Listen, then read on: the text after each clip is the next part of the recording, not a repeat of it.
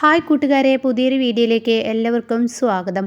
അങ്ങനെ നന്ദിനിയെ വെളിയിൽ നിർത്തിയതിൻ്റെ പേരിൽ സുദേവൻ വന്ന് ഗേറ്റ് തുറക്കണം കേട്ടോ. ഈ സമയം ഇന്ദ്രജ, വേദ, വിജയ് എന്നിവരൊക്കെ ഓടി വന്നിട്ട് പറയുന്നുണ്ട്, നിങ്ങൾ എന്തിനാ തുറന്നു കൊടുത്തതെന്ന് പറഞ്ഞിട്ട് ഒരു വഴക്കുണ്ടാക്കുമ്പോഴേക്കും നന്ദിനി അവിടെ കുഴഞ്ഞു വീണിരിക്കുന്നു കേട്ടോ. അപ്പോഴാണ് സൂര്യയുടെ കടന്നുവരവ്. സൂര്യയാണെങ്കിൽ കാണുന്ന കാഴ്ച, തൻ്റെ നന്ദിനിക്ക് ബോധമില്ലാതെ കിടക്കുന്ന നന്ദിനിയെ കാണുന്ന സൂര്യയുടെ ഇടനെഞ്ച് പൊട്ടിയിട്ടോ. അയ്യോ, നന്ദിനിക്ക് എന്തു പറ്റി എന്ന് പറഞ്ഞിട്ട് സൂര്യ അലറുമ്പോൾ ഉടൻ തന്നെ സുദേവൻ തൻ്റെ മുഖത്തുള്ള ആ ക്യാപ്പ് അഴിച്ചതിന് ശേഷം പറയണം, ഇവരാണ് ഇതിന് കാരണക്കാരി എന്ന് പറയണം കേട്ടോ. അപ്പോഴേക്കും ഇന്ദ്രജ തെറ്റായ ഒരു തെറ്റിദ്ധാരണ ഉണ്ടാക്കാൻ അവിടെ ശ്രമിക്കുന്നുണ്ട് കേട്ടോ. ഇന്ദ്രജ പറയുന്നുണ്ട്, അത് പിന്നെ ഇവള് പണി കഴിഞ്ഞ് വന്ന് എന്നൊക്കെ പറയുമ്പോഴേക്കും ഉടൻ തന്നെ അവിടെ ഉണ്ടായ സത്യങ്ങൾ അങ്ങ് സുദേവൻ അങ്ങ് പറഞ്ഞു കൊടുക്കണം കേട്ടോ.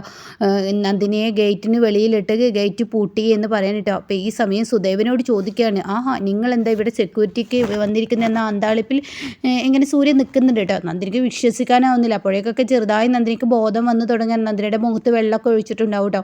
അങ്ങനെ നന്ദിനി ബോധം വരുമ്പോൾ കാണുന്ന കാഴ്ച, തൻ്റെ അച്ഛൻ തൻ്റെ കൺമുന്നിൽ സെക്യൂരിറ്റി ജോലിക്ക് നിൽക്കുന്നതായിരിക്കും കേട്ടോ.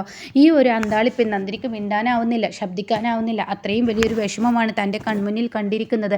അങ്ങനെ നന്ദിനി ആ ഒരു അന്താളിപ്പിൽ നിൽക്കുമ്പോൾ ആ കസേരയിൽ നിന്ന് നീക്കാൻ പോലും നന്ദിനിക്ക് കഴിയുന്നില്ല. അത്രയും ക്ഷീണിതയാണ്. കാരണം ഇവിടെ ഇന്ന് ഹോട്ടൽ ജോലിക്ക് പോയത് കൊണ്ട് തന്നെ, ഹോട്ടലുകാർക്ക് ഭക്ഷണം കൊടുക്കേണ്ടി വന്നതുകൊണ്ട് തന്നെ ശരീരത്തിന് നല്ല ക്ഷീണമുണ്ട് കേട്ടോ. അവിടെ ഇവിടെ ഉളുക്കൊക്കെ നീർക്കൊട്ടൊക്കെ വരുന്നത് പോലെയും കുഴച്ചിലൊക്കെ നന്ദിനിക്ക് തോന്നുന്നുണ്ട്. അത് ആതിരയോട് പറഞ്ഞിട്ടാണ് വന്നിട്ടുള്ളത്. അങ്ങനെ ഈ സമയം സൂര്യ അവരോട് വഴക്കിടുകയാണ്, നിങ്ങൾ എന്തിനു വേണ്ടിയാണ് ഇവിടെ ഗേറ്റ് പൂട്ടിയിരിക്കുന്നതെന്ന് ചോദിക്കുന്നുണ്ട് കേട്ടോ. എന്നിട്ട് ഇന്ദ്രജക്ക് കണക്കിന് കൊടുക്കുന്നുണ്ട്. ആ സമയം ഇന്ദ്രജ പറയാണ്, അത് പിന്നെ എന്നൊക്കെ പറയുമ്പോഴേക്കും സൂര്യ ചോദിക്കുക, ആര് പറഞ്ഞിട്ടാണ് നിങ്ങൾ ഗേറ്റ് പൂട്ടിയത്, മര്യാദക്ക് പറ. അപ്പോഴേക്കും നന്ദിനി ഇങ്ങനെ ക്ഷീണിതയാണ്. അപ്പം നന്ദിനിയോട് സൂര്യ പറയുന്നുണ്ട്, ഞാൻ അകത്തോട്ട് പോയിക്കോ എന്ന് പറയുമ്പോഴും നന്ദിനി കൂട്ടാക്കില്ല കേട്ടോ. നന്ദിനി അവിടെ തന്നെ നിൽക്കും.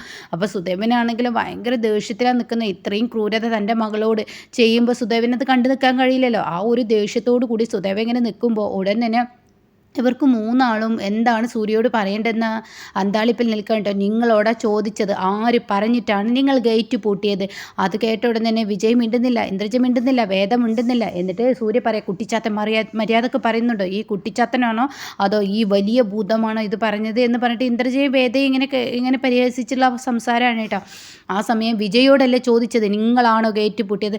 അത് പിന്നെ ഞാൻ തന്നെയാണ് ഗേറ്റ് പൂട്ടിയത്. എന്നോട് അത് പിന്നെ അമ്മ എന്നൊക്കെ ഇങ്ങനെ പറയണ്ട. അപ്പോഴേക്കും ഇന്ദ്രജ വിജയുടെ കാലിലുണ്ട് ചവിട്ടാണ്.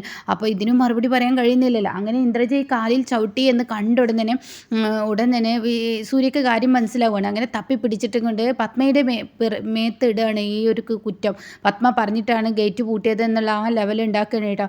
അപ്പോൾ നിങ്ങൾ നന്ദിനി വരുന്നത് നിങ്ങൾക്കറിയില്ലേ, ഞാൻ വരുന്നത് അറിയില്ലേ, പിന്നെ എന്തിനു വേണ്ടി ഗേറ്റ്? അത് പിന്നെ റോഡ് സൈഡല്ലേ, ഇവിടെ ഓരോരുത്തരായിട്ട് വരുന്നുണ്ട്, ഓരോ ഭിക്ഷക്കാരും അതോ ഇതോ നാടോടി സ്ത്രീകളൊക്കെ നടക്കുന്നത് കൊണ്ട് തന്നെ ഒരുപാട് പ്രശ്നങ്ങൾ ഉണ്ട് എന്ന് ഞങ്ങളോട് പറഞ്ഞിരുന്നു. അതുകൊണ്ട് ഗേറ്റ് പൂട്ടാൻ പറഞ്ഞു. പക്ഷെ ഒരിക്കലും പ്രതീക്ഷിച്ചില്ല നന്ദിനിയും അതുപോലെ സൂര്യയും ഒരുമിച്ചല്ലേ ഇവിടെ നിന്ന് ഇറങ്ങിപ്പോയത്. പിന്നെ നന്ദിനി വേറെ സൂര്യ വേറെയായി വരുമെന്ന് ഞങ്ങൾ ഒരിക്കലും പ്രതീക്ഷയില്ല എന്ന് പറയണ്ട. അത് കേൾക്കുന്ന സൂര്യ ചോദിക്കുക, ആഹാ, നല്ല പ്രതീക്ഷ. നിങ്ങൾ ആ പ്രതീക്ഷിച്ചില്ലെങ്കിൽ നന്ദിനി വെളിയിൽ വന്നപ്പോൾ നിങ്ങൾക്ക് ഗേറ്റ് തുറന്നെത്താൻ എന്താ കുഴപ്പം? അതിന് ഞങ്ങൾ കണ്ടില്ലല്ലോ. പിന്നെ ബാൽക്കണിയിൽ നിന്ന് 3 പേരും ഒരുമിച്ച് നിന്ന് നോക്കുന്നത് കണ്ടില്ലെന്ന വിചാരം? ബാൽക്കണിയിൽ നിന്ന് 3 പേരും നന്ദിനി വെളിയിൽ നിൽക്കുന്നത് ആസ്വദിച്ച് നിന്ന് കാണുകയായിരുന്നില്ലേ എന്ന് ചോദിക്കുമ്പോൾ അവർക്ക് ഉത്തരമില്ല കേട്ടോ.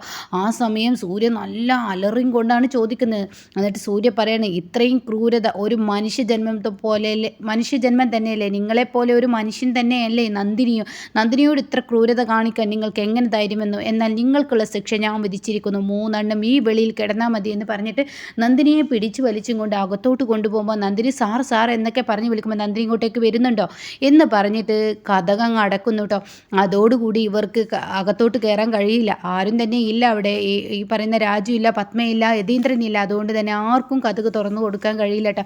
അങ്ങനെ ഇവരാകെ അകത്ത് കയറാൻ പറ്റാതെ ആകെ അകപ്പെട്ടു കേട്ടോ. ഇവരെന്താ ചെയ്യേണ്ടതെന്നറിയാതെ ആകെ ബുദ്ധിമുട്ടാണ്. അങ്ങനെ ഇവരിങ്ങനെ സിറ്റ് ഔട്ടിൽ ഇങ്ങനെ ഇരിക്കുകയാണ്. ഈ സമയം ഇവർക്ക് നന്നായി കൊതുകടി കൊള്ളുന്നുണ്ട്.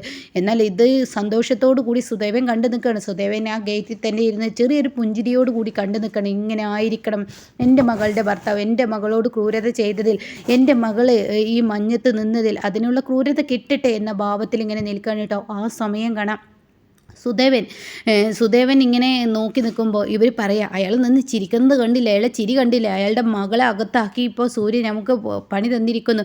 ഇത് കണ്ടോ എൻ്റെ ചേച്ചിക്ക്, എൻ്റെ ദേഹത്തൊക്കെ കൊതുക് കടിക്കുന്നു, എന്ത് കണ്ടോ ഈ കൊതുകിൻ്റെ വലിപ്പം നോക്കി, എന്തൊരു കൊതുകാണ്. അപ്പോൾ ഉടൻ തന്നെ വിജയ് പറയണം, ആ ശരിയാണ്, എന്തൊരു കൊതുക് വലിപ്പമാണ്, ഇതിപ്പോൾ മറ്റുള്ളവർക്ക് പണിതത് നമുക്ക് തന്നെ കിട്ടിയതുപോലെ ആയില്ലേ, ഇതിപ്പോൾ നന്ദിനി വെളിയിൽ നിൽക്കാൻ നമ്മൾ ആഗ്രഹിച്ചു, പക്ഷേ വെളിയിൽ വന്നത് നമ്മളാണല്ലോ എന്ന് പറയുമ്പോൾ ഇന്ദ്രജ ഇങ്ങനെ നോക്കണം കേട്ടോ. എന്നിട്ട് ഇന്ദ്രജ ഇങ്ങനെ നോക്കുമ്പോൾ വിജയ് ഇങ്ങനെ നിൻ്റെ തെറ്റായ ഓരോ കാര്യങ്ങൾ പറച്ചിൽ മറ്റുള്ളവരും കൂടി കെണിയിലായല്ലോ എന്ന ഭാവത്തിലാണ്. അപ്പോഴേക്കും ഇന്ദ്രജ വിജയെ നോക്കുകയെന്ന് കാണുമ്പോൾ വേദ പറയണ എന്താ തെറ്റില്ല ഇവിടെ ഏട്ടൻ പറഞ്ഞതിൽ, ചേച്ചിയുടെ ഓരോ ബുദ്ധി ഇതുകൊണ്ട് ഇപ്പോൾ ഉണ്ടായത് എന്താ, നമ്മളല്ലേ വെളിയിലായി പോയതെന്ന് പറഞ്ഞു കേട്ടോ. ഈ സമയം എടി ഫോൺ ഉണ്ടെങ്കിൽ എടുക്കുക എന്ന് പറയുമ്പോഴേക്കും ഉടൻ തന്നെ ഇന്ദ്രജ ഈ വാക്ക് പറഞ്ഞ ഉടൻ തന്നെ വേദ ഫോൺ തപ്പി നോക്കണം കേട്ടോ. അപ്പോൾ തൻ്റെ പോക്കറ്റിൽ ഫോണില്ല. അപ്പോൾ വേദ പറയണ എൻ്റെ അടുത്ത് ഫോണില്ല. അപ്പോൾ വിജയും പറയുക എൻ്റെ അടുത്തും ഫോണില്ല. ആരുടെ അടുത്തും ഫോണില്ല, താക്കോലില്ല, വണ്ടിയുടെ ചാവിയില്ല, ഒന്നുമില്ല, ഇനി എന്ത് ചെയ്യുക. അപ്പോൾ വേദ പറയുക ഇതേ ഏതെങ്കിലും ഒന്നുണ്ടെങ്കിൽ അമ്മയെ വിവരം അറിയിക്കായിരുന്നു, ഇതില്ലെങ്കിൽ ഇനിയിപ്പോൾ അടുത്തത് നമുക്ക് ലോഡ്ജിലും പോകുമായിരുന്നു, അതിനൊന്നും പറ്റാത്തൊരവസ്ഥയായാലും നേരം പുലരും വരെ ഇതിലിങ്ങനെ കിടക്കേണ്ട കൊതുകിൻ്റെ കടിയും കൊണ്ട് ഈശ്വര എന്തൊരു കൊതുകാണ്. അപ്പോഴേക്കും ഇന്ദ്രജ വേദയോട് പറയണേ എൻ്റെ മൂക്കിലൊക്കെ കടിച്ച് മൂക്കൊക്കെ ചുവന്നായിരിക്കുന്നത് നോക്ക്.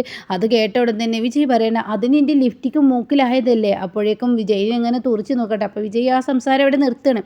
അങ്ങനെ ദേഷ്യത്തോടു കൂടി നല്ല തണുപ്പും കൊതുകിൻ്റെ കടിയൊക്കെ കൊണ്ട് ഇവർ സിറ്റ് ഔട്ടിൽ കിടന്നിറങ്ങുമ്പോൾ ഒരിക്കലും സമാധാനം കിട്ടില്ല നന്ദിനി കിട്ടും. നന്ദിനി അങ്ങോട്ടും ഇങ്ങോട്ടും നടക്കണം. നന്ദിനി തൻ്റെ ഫോൺ ഇങ്ങനെ ഇടയ്ക്കിടയ്ക്ക് എടുത്ത് നോക്കുന്നുണ്ട്. തൻ്റെ അച്ഛൻ പുറത്ത് നിൽക്കുന്ന ആ ഒരു ഇതാണ് നന്ദിനിയുടെ മനസ്സിൽ കേട്ടോ. അപ്പോൾ നന്ദിനി ഇങ്ങനെ മനസ്സിലിങ്ങനെ ചിന്തിക്കുക. അപ്പോൾ സൂര്യയാണെങ്കിൽ ഇടയ്ക്കിടയ്ക്ക് നന്ദിനി ഇങ്ങനെ നോക്കുന്നുണ്ട്. പക്ഷേ നന്ദിനിയാണെങ്കിൽ സൂര്യ നോക്കുന്നുണ്ടെന്ന് കരുതിയിട്ട് തന്നെ നന്ദിനി ആ ഫോൺ അവിടെ വെക്കുകയാണ്. വിളിക്കാൻ മനസ്സനുവദിക്കുന്നില്ല. അങ്ങനെ ഈ സമയം സൂര്യ തനിക്ക് വേണ്ട കുപ്പികൾ ഇങ്ങനെ എടുത്ത് കുടിക്കാൻ ഒരുങ്ങാണ് കേട്ടോ. അപ്പോഴേക്കും ഒരു ഫോണിൻ്റെ റിങ് വരികയാണ്. അപ്പോൾ ഉടൻ തന്നെ നന്ദിനി ഫോൺ എടുക്കുകയാണ്. നന്ദിനി ഫോൺ എടുക്കുമ്പോൾ അത് ആരെന്ന് സൂര്യ ചോദിക്കുന്നുണ്ട്. അപ്പോൾ അത് ആതിരയാണെന്ന് പറയണേ. അങ്ങനെ ആതിര പറയണ നന്ദിനി എനിക്ക് തീരെ സുഖമില്ല, ഇന്നത്തെ പണി കൊണ്ട് തന്നെ മേലൊക്കെ നീർക്കെട്ട് വന്നതുപോലെ എവിടെയൊക്കെയോ വേദനിക്കുന്നു, ഐസിട്ട വെള്ളം പിടിച്ചോ അല്ലെങ്കിൽ നീ ചുടുവെള്ളത്തിൽ കുളിച്ചോ, ഹോട്ട് ബാഗ് വെച്ച് അങ്ങനെയൊക്കെ ഇങ്ങനെ പറഞ്ഞു കൊടുക്കണം, ഓരോ കാര്യങ്ങൾ ചെയ്യാൻ നോക്കുക, എങ്കിലാണ് നാളെ നമുക്ക് ഈ പണി ചെയ്യാൻ പറ്റത്തുള്ളൂ. അപ്പോൾ നന്ദിനി പറയുന്നുണ്ട് വരുമ്പോൾ തന്നെ എനിക്ക് നല്ല കുഴച്ചിലുണ്ടായിരുന്നു, നല്ല ക്ഷീണിതയായി ഞാൻ വന്നത്, പക്ഷേ അപ്പോഴേക്കും ഇവിടെ കുറച്ച് പ്രശ്നങ്ങളുണ്ടായി എന്ന് പറയുമ്പോൾ സൂര്യ നോക്കണ്ട. അപ്പോൾ അതോടുകൂടി ആ സംസാരം നിർത്തുകയാണ്. അപ്പോൾ അതിൽ ചോദിക്കുന്നുണ്ട് എന്ത് പ്രശ്നമാണ് അവിടെ ഉണ്ടായത്. അപ്പോൾ ഉടൻ തന്നെ അതിന് മറുപടി പറയാൻ തനിക്ക് കഴിയുന്നില്ല കേട്ടോ, സൂര്യ ഉള്ളത് കൊണ്ട് തന്നെ.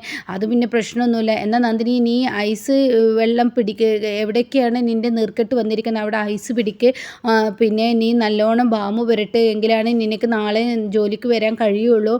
അപ്പോൾ ഹോട്ടലുകാർ എന്ത് പറഞ്ഞു, നമ്മുടെ ഭക്ഷണം ഇഷ്ടപ്പെട്ടോ, അതിൻ്റെ റിസൾട്ട് നാളെ കിട്ടുള്ളൂ. എന്തായാലും അവിടെ എന്താ പ്രശ്നം, ഇവിടെ ഒരു പ്രശ്നമില്ല, ചേച്ചിക്ക് വെച്ചോ ആതിര വെച്ചോ ഫോണേ എന്ന് പറഞ്ഞിട്ട് ആതിരയോട് നന്ദിനി ഫോൺ വെക്കാൻ പറയുക കേട്ടോ. ആ സമയം സൂര്യ ഇങ്ങനെ ശ്രദ്ധിക്കുന്നുണ്ട്. അപ്പോൾ സൂര്യ ചോദിക്കുകയാണ് എന്താ നന്ദിനി ആതിര സംസാരിച്ചത്. അതൊന്നുമില്ല, പിന്നെ എന്തിനാ ഐസിൻ്റെ കാര്യവും ബാഗിൻ്റെ കാര്യമൊക്കെ പറയും, നിനക്ക് എന്തെങ്കിലും പ്രശ്നം ഉണ്ടെങ്കിൽ എന്നോട് പറയൂ എന്ന് പറയുമ്പോൾ നന്ദിനിക്ക് പറയാൻ കഴിയുന്നില്ല കേട്ടോ. അങ്ങനെ നന്ദിനി ഇങ്ങനെ ആകെ പേടിയോട് ഇങ്ങനെ നിൽക്കുമ്പോൾ ഉടൻ തന്നെ സൂര്യയുടെ അടുത്തോട്ട് വന്നിട്ട് നന്ദിനി പറയാണ് സാറ് അവർ പുറത്ത് നിൽക്കില്ല. ആര് പുറത്ത് നിൽക്കുന്ന കാര്യം നീ പറയുന്നത്, ഇന്ദ്രജ വേദ വിജയ് അവരൊക്കെ പുറത്ത് നിർത്തണോ, ഈ മഞ്ഞും കൊതുകിൻ്റെ കടിയൊക്കെ കൊണ്ട് അവരവിടെ നിർത്തുമ്പോൾ അത് പ്രശ്നമല്ലേ എന്ന് പറയുമ്പോൾ അതൊരു പ്രശ്നമില്ല, ആർക്ക് പ്രശ്നം, അപ്പം നീ ഒരു മനുഷ്യ ജന്മമല്ലേ, നിന്നെ ഗേറ്റിന് വെളിയിൽ നിർത്തിയപ്പോൾ അവർക്ക് തോന്നാത്തത് എന്താ നിനക്ക് തോന്നുന്നു, അവർ ഗേറ്റിന് വെളിയിൽ നിർത്തിയപ്പോൾ അവർ ബാൽക്കണിയും കണ്ട് നിന്ന് രസിക്കുകയായിരുന്നല്ലോ, അപ്പോൾ അത് അവർ അനുഭവിക്കട്ടെ, അവർക്കുള്ള ശിക്ഷ അത് തന്നെയാണ് വേണ്ടത്, നീ ഇതിൽ ഇടപെടേണ്ട. അങ്ങനെയല്ല സാർ, ഇനി പത്മാ മേഡം വന്നാൽ എന്താ ചെയ്യേണ്ടതെന്ന് എനിക്കറിയാം, ആദ്യം നീ എന്നെ ഒന്ന് വിശ്വസിക്കുക, നിനക്ക് പ്രശ്നങ്ങളൊന്നും ഉണ്ടാവില്ല, നിനക്ക് പ്രശ്നമില്ലാത്ത രീതിയിൽ പെരുമാറാൻ എങ്ങനെയാണെന്ന് എനിക്കറിയാം, നീ പേടിക്കണ്ട, നീ നിൻ്റെ കാര്യം നോക്കി സുഖമായി കിടന്നുറങ്ങാൻ നോക്ക്, ഐസിൻ്റെ ഇതിൻ്റെയൊക്കെ കാര്യം ഞാൻ പറയുന്നത് കേട്ടു, അതുകൊണ്ട് നീ കിടന്നുറങ്ങുമെന്ന് പറഞ്ഞ് നന്ദിനിയോട് ഉറങ്ങാൻ പറയാനേട്ടോ. അങ്ങനെ നന്ദിനി കിടക്കുന്നതേ അറിയുന്നുള്ളൂ. അപ്പോഴേക്കും നന്ദിനി നല്ല ഉറക്കത്തിലായിരിക്കുകയാണ് കേട്ടോ.